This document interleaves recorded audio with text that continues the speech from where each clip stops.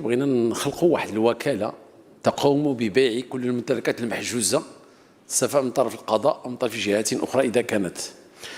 المغرب ما فيهش هذه الوكالة، كاينه في بعض الدول الأخرى، إيطاليا، فرنسا، بلجيكا، دول الاسكندنافية كاينه، وأنا شخصيا مشيت طلعت على التجارب ديال هذه الدول. نعطيكم تجربة واحدة. في فرنسا من حيث داروها وتيبيعوا المحجوزات، ومن بعد نعطيكم وضعيات المغرب.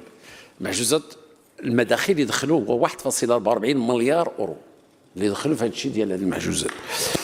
خداو فيها كاينه واحد 212 مليون اورو هذه الممتلكات ديال اللي ما انضبطوا في التجاره في المخدرات داخل هذه الدوله.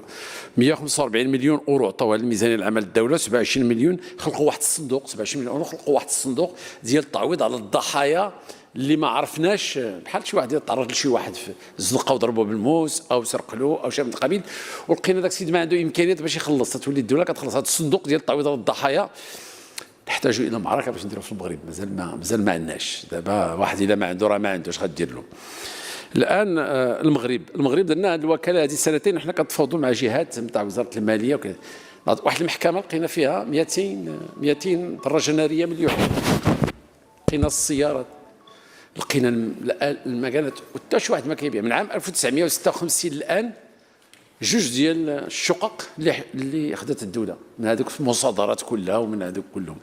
فجل ما نحجزه من عند المواطنين اللي كيرتكبوا الجرائم كتبقى في السوسول ديال المحاكم، حتى كتضيع حتى كتمشي، ما كيستافد منها حتى واحد.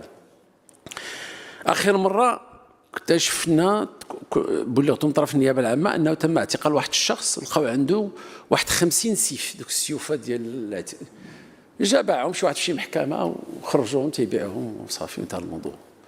فحيت تمشي لشي السوسول ديال المحكمه كتلقى فيها لي بورطابل ما كيستعملهم حد، كتلقى الدراجات الناريه ما كيستعملهم حد، كتلقى كلشي ما تصور كاين.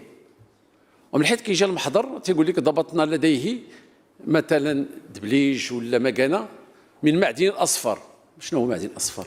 الا كان الذهب انا ما عرفته، النحاس انا ما عرفته، ومن يتصرف في هذه الاشياء كلها؟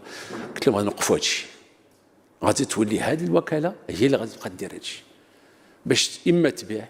حتى السيارات اللي كيبقاو عندنا اللي كيكون فيهم التهريب او تيكون فيهم الكونتربوند وشي من القبيل، علاش كنخليهم حتى كيضيعوا في المخفر ديال البلديه؟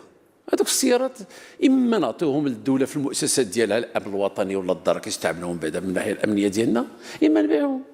ومن حيث يجب لنا تنحجزوا لشي واحد على السياره ديالو كنخليوها عندنا حتى كيبيعوا البنوات ديالها.